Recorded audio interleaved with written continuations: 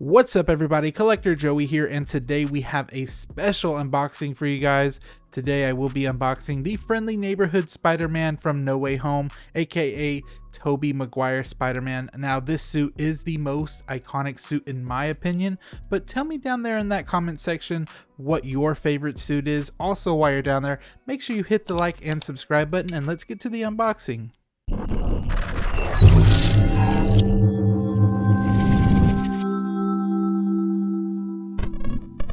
And here we have it, guys, the Spider-Man No Way Home Friendly Neighborhood Spider-Man, aka Toby Maguire Spider-Man. I can't wait to get into this one. This is my favorite Spider-Man of all time, of course, but we do have this No Way Home type of box style going on that we've got with every other figure. We do have Doctor Strange's portal right there, and of course coming out is Doc Ock's tentacle, and we have a pumpkin bomb right there. This is a very glossy, as you can see the lights and everything, it's very glossy, but over here you can tell too that it is matte with all this going on. I like that. We do have a Hot Toy logo, a Movie Masterpiece logo as well, and then we do have Spider-Man No Way Home right here, also saying it is Spider-Man Deluxe version, Friendly Neighborhood Spider-Man.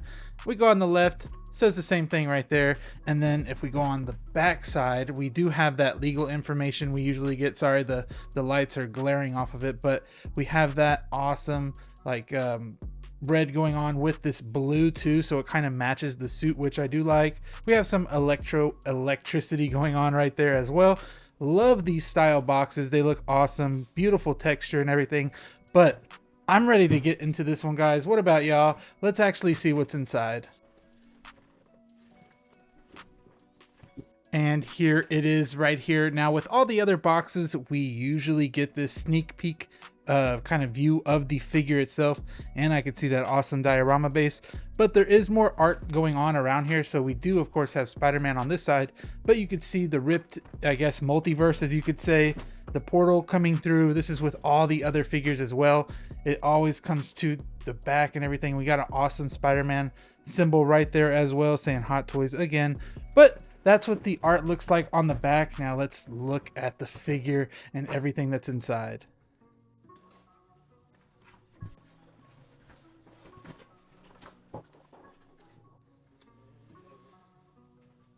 Now here we have it without the clamshell and everything. You could see it a little bit better, and I took this off the clamshell because it was kind of in front of it, but these are all the hands. I'll show that a little bit later, but let's take a quick look at the Spider-Man figure itself before we get into all the other accessories. So first off, here he is right here, Toby Maguire Spider-Man.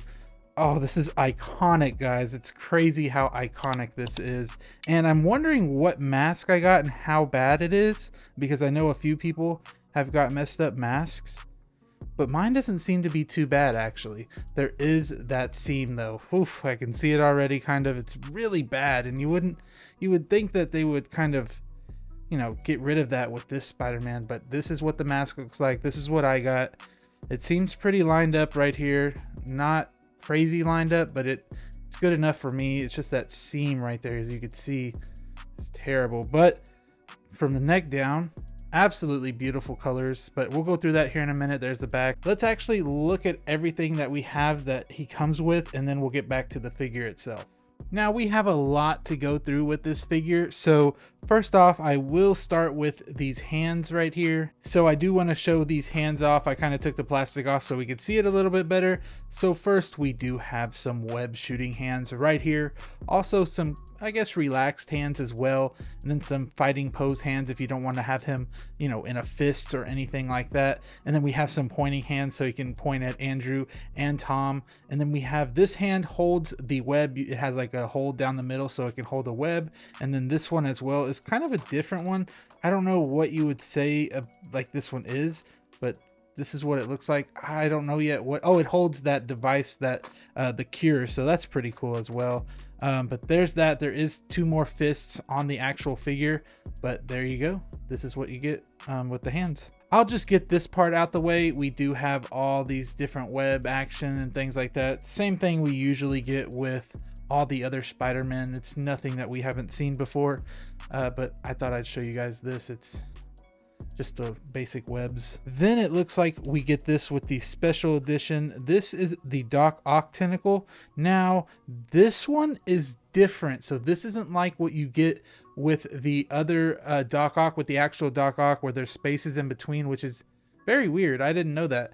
So this is just a bendable type of thing. It doesn't have any spaces. Honestly, I think I prefer this more. I don't know why they didn't go with this option, because I feel like you can bend it more. That is weird. That is really interesting, but that's what you get. And then you of course get the Doc Ock tentacle with it. This one looks different too, which is crazy. What the heck? This looks way different, way more slim. I don't know why we didn't get these, but yeah, I never had, you know, one of these, but let me push it on there. There you go. These look pretty good, I'm not gonna lie. So that's cool. And you get more of a red dot in the middle. That's cool. We also do get a few diorama pieces to put on the Sandman base that we will get to here in a second. We have these little, I guess, stop sign type of things. They do have some good weathering, and they're bent a little bit, as you can see. I'm trying to get it focused. There we go. There is weathering on there. Looks pretty good. Here's the other one right here. Awesome, awesome. You just lay it around the base and it gives it that more realistic look. Then next we do get the mask that he can hold if he doesn't have his mask on, and this is pretty cool. You can't put this over the head or anything, but I love those eyes. They're not the right color though. We'll talk about that a little bit later. Then I want to get to this kind of device right here, as you could say. Now this is really detailed. I want to get some close-up shots of this. If I do it, I'll show you, but there it is. You can see all the wiring and all the paint jobs look really good, and the wires go all the way throughout this thing. It's awesome, but there is no articulation or anything like that.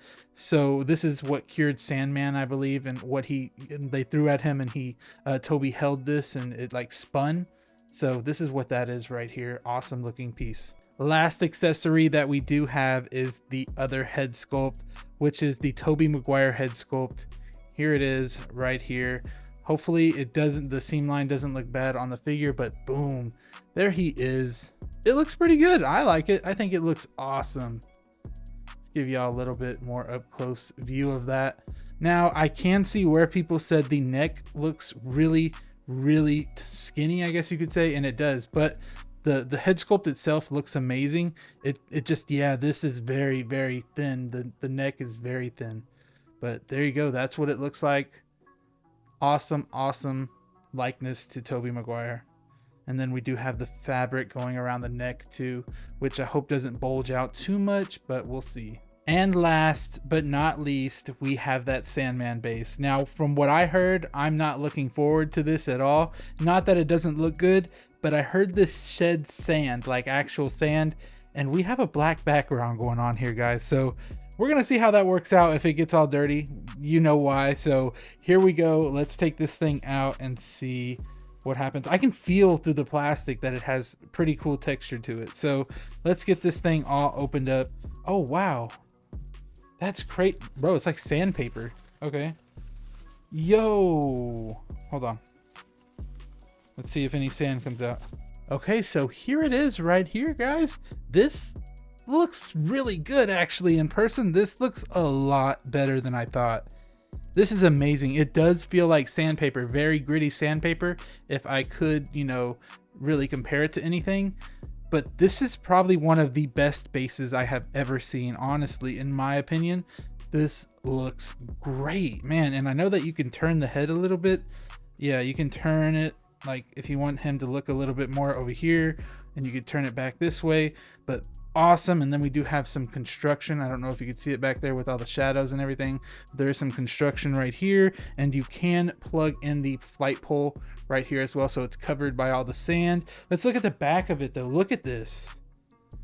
That is awesome, guys. This is beautiful. Now the main question is that, can it fit in a DTOF? So let me try that real quick and I will tell you guys if it works. So this actually can fit in a DTOF, guys. That is amazing. So here is what it looks like right here. You might have to remove a shelf so you can get Spider-Man doing a little pose on top of him, but this can fit in a DTOF, at least width wise. If you want to get more space, you might have to remove a shelf, like I said, but there it is.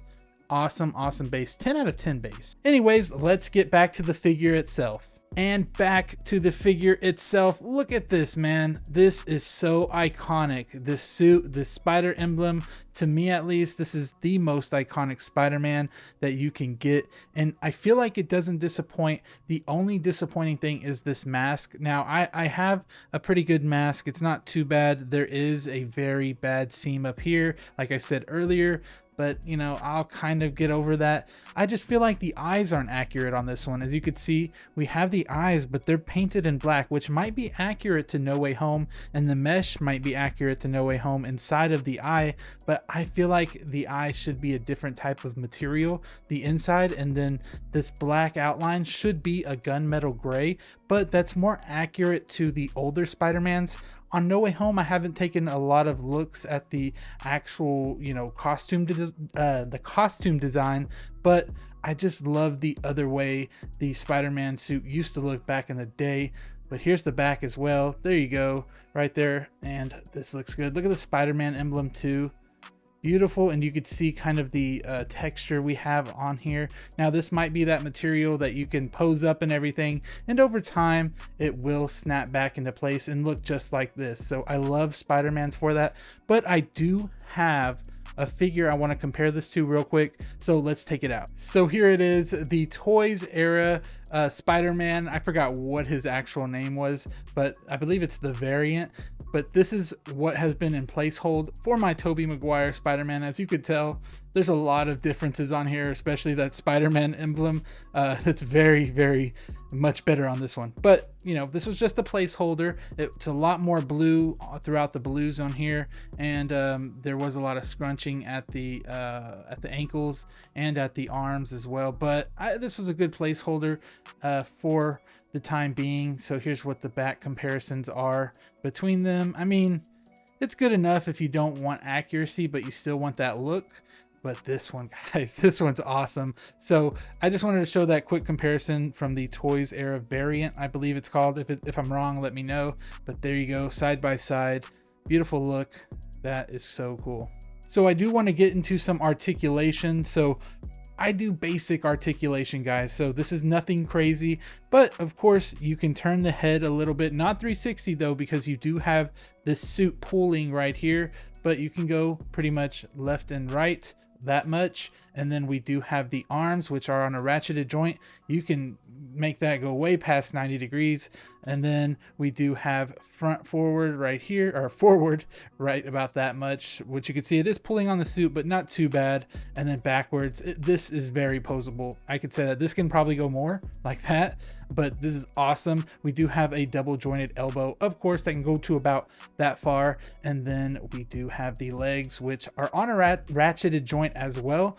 Kick out to about that far. I can't go farther than that. That's how far you can go. Forward is about this far, like that, without it starting to like strain. And then backwards, pretty good amount too. Usually figures can't go back this much, but this one can. So we do have another double jointed knee right here as well. And on the ankles, we have no articulation as in tilting like this way, but we have up, down, and there is also an articulation on the toe as well that can, you know, move, I believe. Yep, there we go. Like that. That's cool. I like that because it can show him like jumping off, ready to go. But that was just the main articulation. Now, I do have a couple figures that I want to show you compared to this guy, a few villains. So we're going to take this out and put him on the rotating turntable, compare a few figures to this guy, and then we'll get to some pros and cons right after that. So let's get to it. So here we have Green Goblin, the upgraded suit, of course, next to Toby Maguire, and this looks great. I'm absolutely happy to have these two in the collection now, but I like that you can see the size comparison between the two. Now here is Tobey Maguire next to Electro. This looks great. These both pair very well. I don't know which one I like better, the Green Goblin upgraded suit or this one next to Electro. I don't know. You guys tell me down there in the comment section, but this looks awesome. And here we have the last comparison. Of course, we had to put them next to Andrew and Tom. These look awesome together. You can see the height differences between all of the figures, and I believe that Tobey Maguire Spider-Man is the shortest, unfortunately, but he is still the GOAT. Now that we got the comparisons out of the way, it is time to get to some pros and cons. So we will start off with the pros like we always do. First pro would have to be the suit itself. Everything from the neck seam down looks absolutely stunning, and everything that I remember from No Way Home. Next pro would have to be the articulation. The dynamic posing that you can pull off on here is out of this world.